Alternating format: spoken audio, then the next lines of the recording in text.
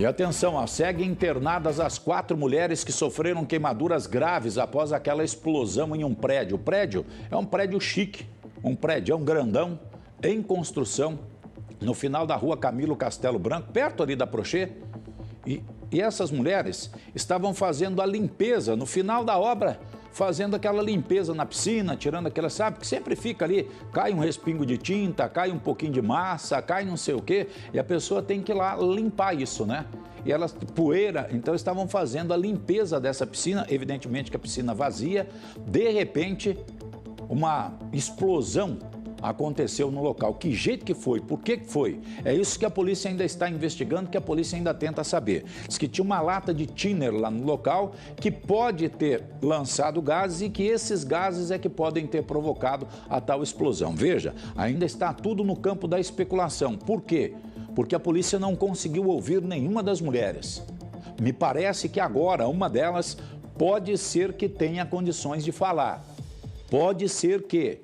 porque ela melhorou. Graças a Deus está respirando já sozinha, não precisa de aparelhos. As outras 3, infelizmente, com as queimaduras que tiveram pelos seus corpos, continuam ainda com a chamada ventilação assistida, ou seja, elas precisam de máquinas jogando ar no pulmão delas porque elas sozinhas não conseguem respirar. Estão internadas lá no setor de queimados do Hospital Universitário. Elas estavam trabalhando neste prédio em construção quando, infelizmente, a explosão aconteceu.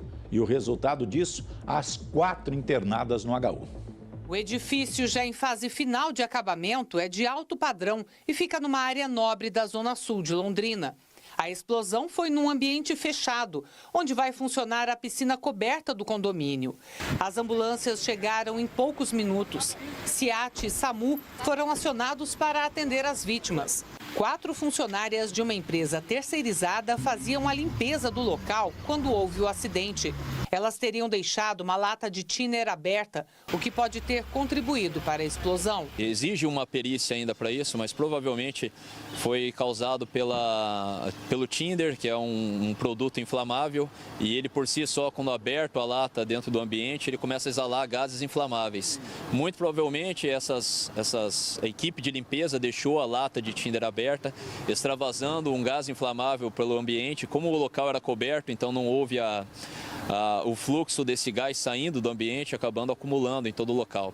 No momento que eles foram utilizar a lixadeira para fazer a manutenção do chão da piscina, pelo curto ou pelo atrito causado pela lixadeira, pode ter deflagrado essa explosão pelo gás inflamável. As 4 mulheres que estavam no local no momento da explosão tiveram ferimentos muito graves. De acordo com os socorristas, as queimaduras atingiram entre 60% e 90% dos corpos das vítimas. O primeiro atendimento foi feito dentro das ambulâncias. Depois de estabilizadas, todas foram levadas para o Hospital Universitário de Londrina, que é referência no tratamento de queimados. O percentual de queimadura do corpo de todas elas ultrapassa os 60%, que é considerado um dos tipos de queimadura mais graves e um quadro de difícil reversão em unidade hospitalar. Uma 5ª vítima recusou encaminhamento. Foi um funcionário que passou mal, mas logo se recuperou. A partir desse momento também o responsável pela empresa, também tem os gestores de segurança do trabalho também, que são responsáveis por essa responsabilidade civil perante as equipes que são destinadas aqui no local. Tem que ser feito o trabalho de apuração, é aberto também um inquérito policial também para investigar também esse tipo de quadro, para ver se não houve algum tipo de imprudência ou negligência, seja por parte da empresa ou dos próprios colaboradores. A Polícia Civil também esteve no prédio. De acordo com o delegado de plantão, uma perícia já foi feita e o inquérito deve ser aberto para investigar o acidente. Registramos alguns detalhes do fato, vamos fazer o levantamento do local. As vítimas já foram encaminhadas, né, pro hospital, já estão sendo medicadas, e os levantamentos iniciais, a qualificação das pessoas, as testemunhas, enfim, e vamos registrar isso no boletim de ocorrência e será também registrado um procedimento para apurar os fatos, o que realmente aconteceu, né, no acidente de trabalho, em que circunstâncias, como que ocorreu aí esse fato. Eles estão ainda em fase de elaboração do laudo, né, então isso posteriormente será a partir da confecção e elaboração do laudo que a gente vai ter mais detalhes técnicos sobre como que ocorreu efetivamente, como que o fogo aconteceu, enfim, isso mais a parte técnica da criminalística.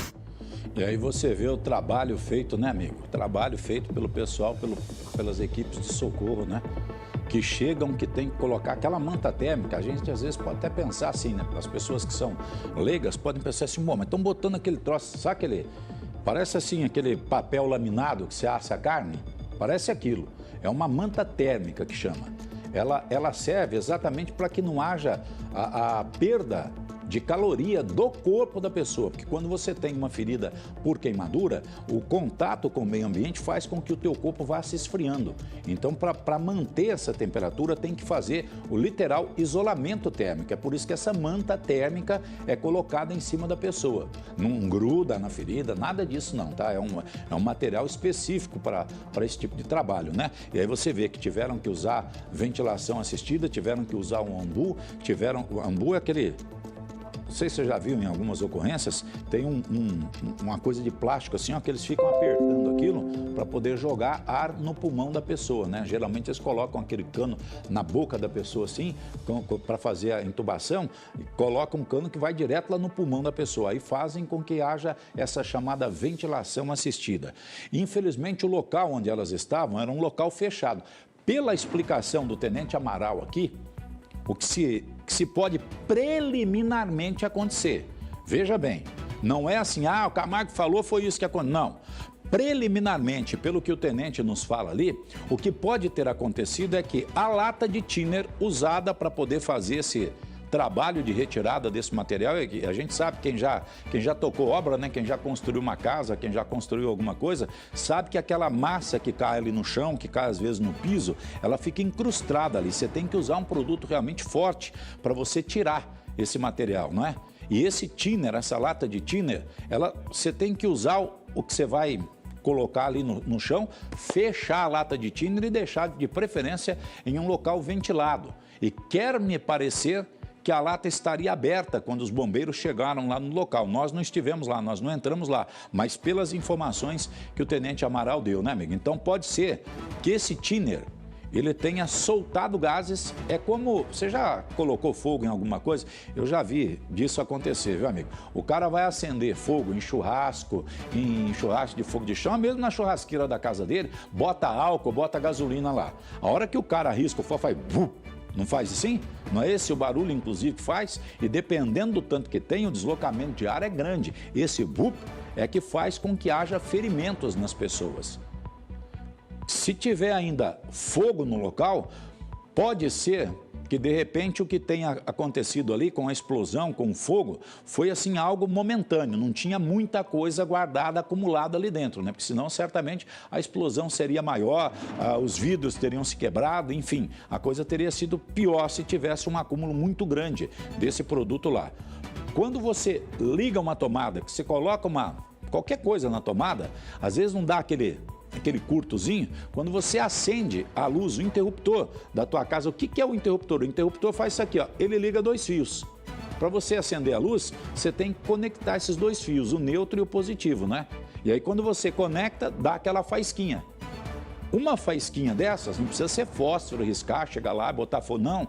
Uma faísquinha dessas pode ocasionar uma explosão em um ambiente que está com gases confinados.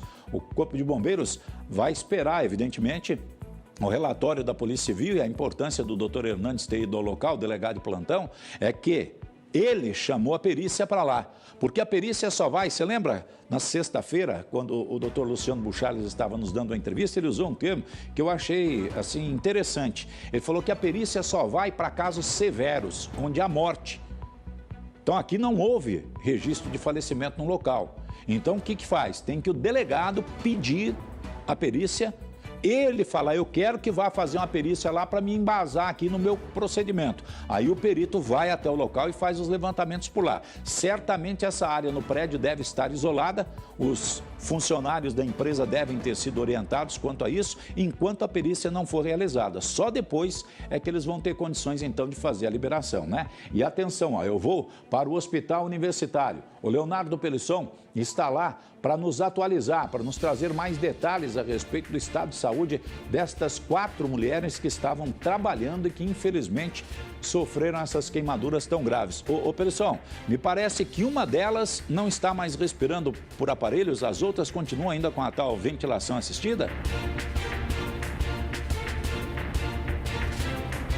É isso mesmo, Camargo. Aliás, quem não está mais com respiração mecânica é a Maura Duarte, de 60 anos. Ela segue, assim como as demais, em atendimento médico aqui na unidade de queimados do Hospital Universitário. Lembrando, Camargo, que a ala de queimados aqui do HU é referência em todo o norte do Paraná. Inclusive, casos como este de outras cidades são trazidos para cá, porque outro ponto seria apenas na capital do estado. E Londrina é porta de entrada para estes casos, por isso trazidas para cá. A Maura, então, está consciente, estável e respira ar ambiente, Camargo. Então, mais uma vez, o ar ambiente é o que não precisa da ventilação mecânica dos aparelhos. Outras 3 mulheres. A Juliana da Silva, de 36 anos, está em estado grave, Camargo, e segue sedada, entubada e com a ventilação mecânica, então por aparelhos. A Cristiane Galvão, de 35 anos, em estado gravíssimo,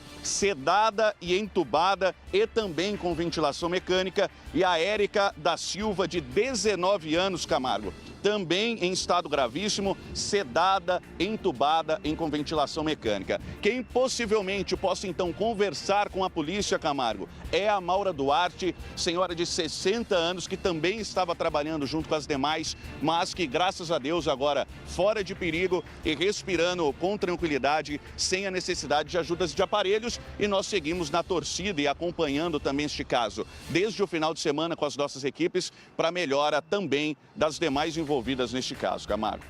E rezar muito por elas, né, amigo? Porque, infelizmente, o quadro clínico agora já nos foi atualizado pelo pessoal do Hospital Universitário. É um quadro clínico que evoluiu para a Dona Maura. Graças a Deus, evoluiu para melhor para a Dona Maura. Mas as outras mulheres, elas continuam hospitalizadas e sempre, a gente sabe disso, né? Sempre às 48 horas, depois que acontece o evento, as 48 horas, elas são muito importantes para determinar a recuperação da pessoa, não é? E as outras 3 continuam lá ainda em estado grave, né, amigo? Tem que esperar, tem que rezar, torcer para que elas possam, né, melhorar.